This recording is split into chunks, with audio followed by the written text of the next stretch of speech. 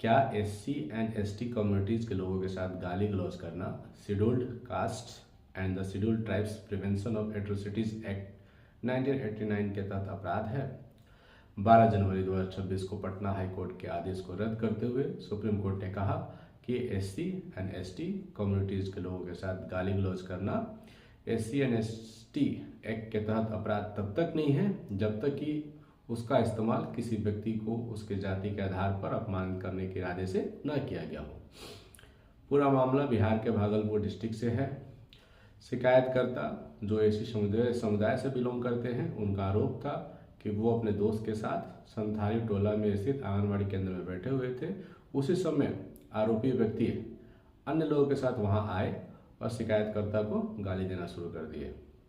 उसके बाद शिकायतकर्ता ने उन पर एफआईआर दर्ज करवाई।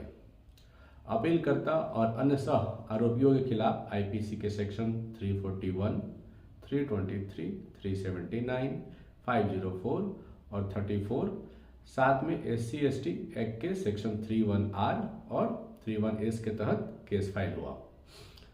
ट्रायल कोर्ट ने आरोपियों के खिलाफ समन इशू किया, जिसको आरोपियों ने हाईकोर्ट में चैलेंज किया।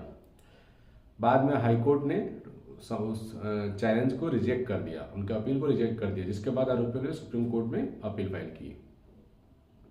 सुप्रीम कोर्ट ने Sajan Sakaria versus the state of Kerala and others case का रेफरेंस देते हुए एक्सप्लेन किया कि एससी एसटी एक्ट के सेक्शन 31R के तहत किसी व्यक्ति को दोषी ठहराने के लिए दो शर्तें होनी चाहिए।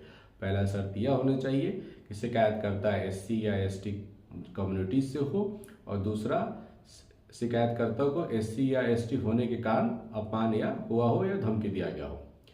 एससी एसटी एक्ट के सेक्शन 31S के तहत अगर एससी एसटी कैटेगरी के लोगों को पब्लिक प्लेस में जाति के नाम पर गाली दिया जाए या जाति को ही गाली के रूप में यूज किया जाए, साथ ही जिस इरादे से गालियां दी गई हो वे जाति के प्रति अपमानजनक होनी चाहिए, जिसके कारण जाति आधारित अपमान की भावना पैदा हो, तब वो अपराध माना जाएगा। ऐसे अपराध नहीं माना जाएगा। जस्टिस जेबी पारदीवाला आलोक आराधे की बेंच ने यह मानते हुए कि ट्रायल कोर्ट और हाई कोर्ट ने एससी एसटी एक्ट के तहत कार्रवाई करने में गलती किया है, क्योंकि न तो एफआईआर में ही न ही चार्जशीट में ही दूर दूर तक शिकायतकर्ता के लिए जाति आधारित अपमान या धमकी का आरोप लगाया गया, ऐसा मेंशन कहीं नहीं है। अपीलकर्ता के खिलाफ क्रिमिनल प्रोसीडिंग को सेट असाइड कर दिया। होपफुली मेरा ये वीडियो आप लोगों को पसंद आएगा। मेरे वीडियो को लाइक करिए, चैनल को फॉलो और सब्सक्राइब करिए। धन्यवाद।